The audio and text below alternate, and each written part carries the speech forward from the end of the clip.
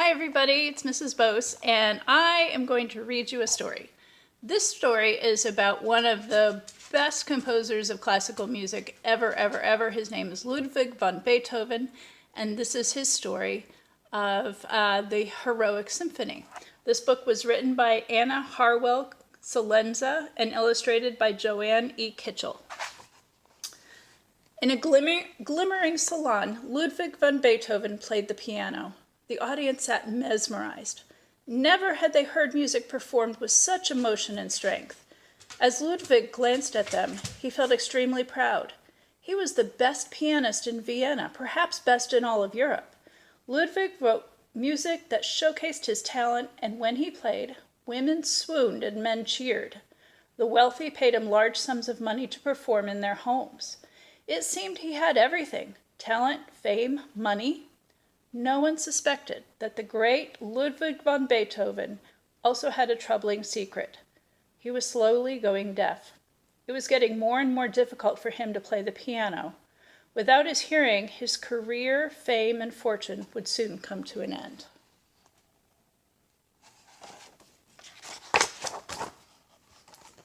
Ludwig searched in secret for a treatment that would restore his hearing, but without success. Then a doctor in Heiligenstadt promised he could help.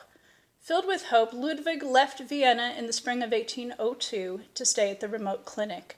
In Heiligenstadt, Ludwig did everything the doctor recommended. He ate a special diet, exercised regularly, and rested his ears by staying away from concerts and avoiding long conversations.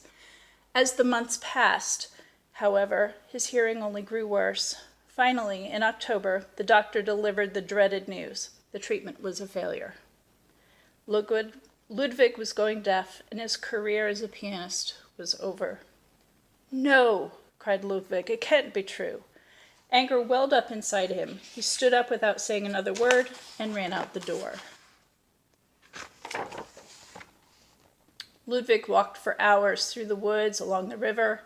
He tried to make sense of the horrible news, but the same thought kept running through his mind. Without performing, without my music, what reason is there to live? Sorrow and fear crept into his heart. In his room, Ludwig began writing a farewell letter to his brothers. He tried to explain the horror of his situation, but finding the right words was difficult. As he sat at his desk, a sorrowful melody filled his imagination. Ludwig listened to the tune. It expressed his thoughts and emotions in a way words could not. And while he listened, something happened. Ludwig's will to live grew stronger. My ears might be failing, but music has not abandoned me, he thought. If I can imagine music, then I can write it. I will be a composer, a great composer, as I was a pianist. Filled with renewed hope, Ludwig packed his bags and returned to Vienna. Ludwig visited all his old friends. He had left the city without saying goodbye, and many wondered where he had been. Now, one by one, each learned of Ludwig's tragic fate. Some were indifferent to the news. Others treated him as an invalid. Ludwig soon learned who his real friends were. Ferdinand, a fellow musician, was one of them. "Becoming a great composer is what gives my life meaning," Ludwig explained to Ferdinand.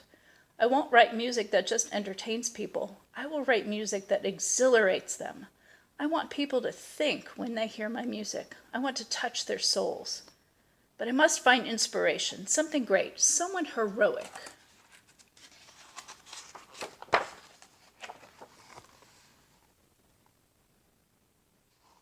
Over the next few months, Ludwig searched diligently for inspiration. He read the newspapers and talked with friends. It soon became clear that one figure towered above the rest, a war hero named Napoleon Bonaparte. In just a few years, Bonaparte had rid France of an unjust king, created a government run by the people, and promised religious freedom and education to all. He has carved out his own destiny and accomplished the impossible, thought Ludwig as he read the paper one morning. He deserves a musical tribute. Ludwig went to his piano. He thought about Bonaparte's great deeds and tried to compose, but no melodies came to him. Frustrated, he pocketed a small notebook and went for a walk.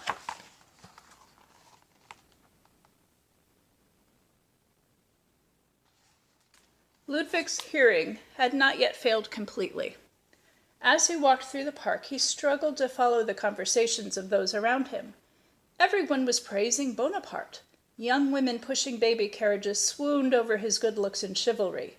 Two men playing checkers praised his bravery and political talent. Even the old man at the newsstand sang his praises. Bonaparte is a man of the people, a bringer of peace.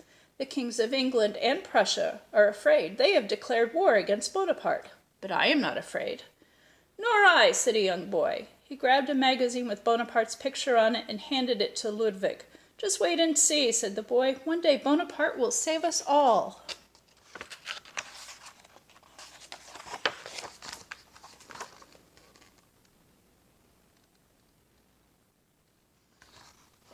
Ludwig studied the cover of the magazine carefully. Napoleon Bonaparte charged forward on a magnificent stallion, afraid of nothing, certain of victory. Ludwig thought about his own struggles, his battle with deafness, and his courage to carry on. Suddenly, a bold, heroic melody came to him. That's it, he cried. He opened his notebook and jotted down the tune. Then he raced home. He rushed to the piano without taking off his hat and stormed on for hours, writing, playing, rewriting, with ideas for a new symphony.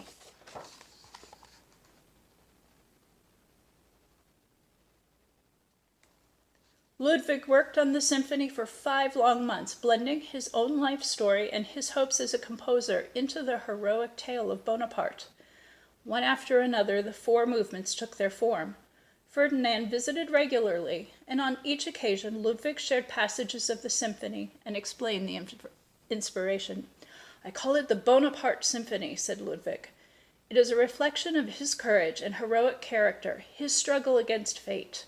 The first movement is a battle scene, shield against shield and helmet to helmet. Bonaparte fights the injustice that plagues us all. Ferdinand looked at the score. He could almost hear the music in his mind. Ludwig had transformed the timpani into cannon blasts, the horns into battle calls. The woodwind sang a song of lament while the strings galloped forward across wind-swept fields. The hair stood on the back of Ferdinand's neck. This is no earthly battle, he thought. Indeed, Ludwig's own fears and struggles, his battle against deafness and his fight against fate had gone into the making of this music.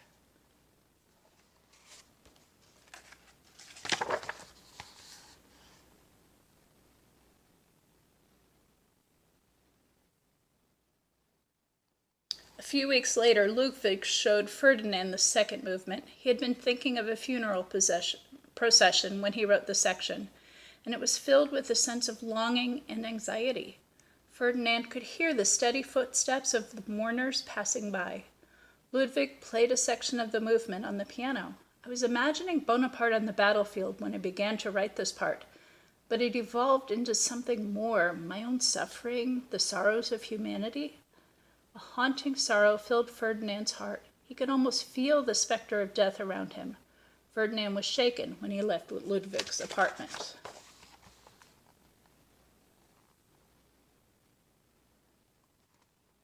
On another visit, Ludwig showed Ferdinand the third movement, a dance of celebration. The battle is over, said Ludwig. Fear and death have been conquered. Hope appears on the horizon.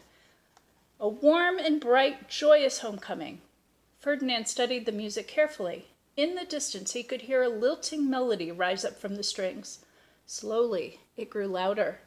Then, like a sunbeam, it filled the room with light. Ferdinand's heart beat faster as horn calls responded to the happy tune. This is pure pleasure, he cried. The indescribable joy of being alive, shouted Ludwig, banging out a few chords on the piano.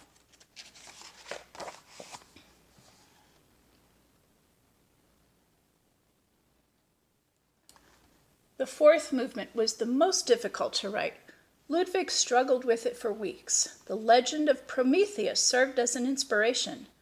The way Ludwig saw it, Prometheus had brought mankind comfort with the gift of fire, and Bonaparte would soon bring peace with the gift of liberty. Ferdinand studied the final pages of the symphony. A tranquil melody appeared over and over, changing slightly every time. He heard the full range of human emotions: love, anger, sorrow, joy. A sense of peace and comfort swept over him. Ferdinand's soul was transformed, elevated to a higher realm. He listened to the music and realized that it was not the genius of Bonaparte he heard, but the blessing of a musical genius. "Ludwig, you did it," he cried. "You've created a true masterpiece."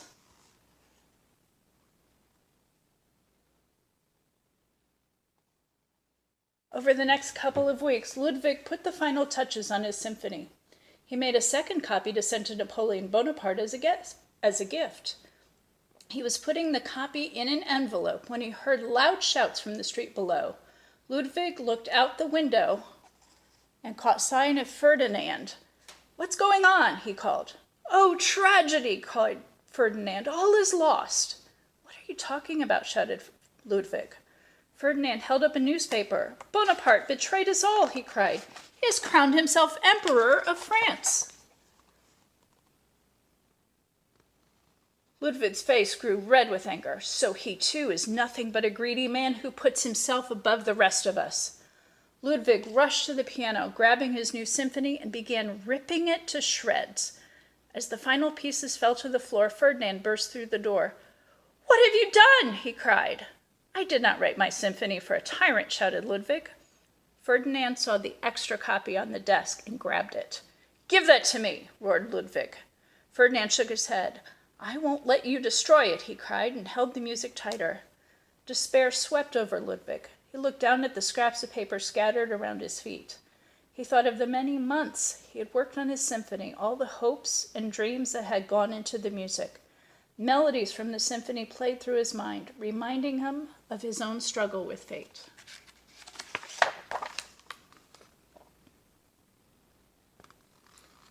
Slowly, his anger subsided. Ludwig went to his friend and said, "Please, Ferdinand, give me my music. I promise not to destroy it." Ferdinand laid the music on the table. "This symphony isn't about Bonaparte," said Ludwig. "It never was. It's about me. And you. About humanity, the hero in each and every one of us." Ludwig took a quill from the inkstand and scratched out the word Bonaparte until a hole appeared in the paper. Then, in large letters, he wrote a new title across the page, "The Heroic Symphony." When the Heroic Symphony was first performed in 1804, no one in the audience knew the story behind the work. That was a secret between Ludwig and Ferdinand. Everyone who heard the music was moved by its majesty. In the splendor of each movement, listeners discovered their own hopes and fears, their own struggles against fate. As a composer, Ludwig van Beethoven made audiences think. The Heroic Symphony touched their souls. The end. Now go listen to the third movement, the scherzo, the happy, joyful, triumphant movement of Beethoven's Heroic Symphony. Hope you enjoyed story time.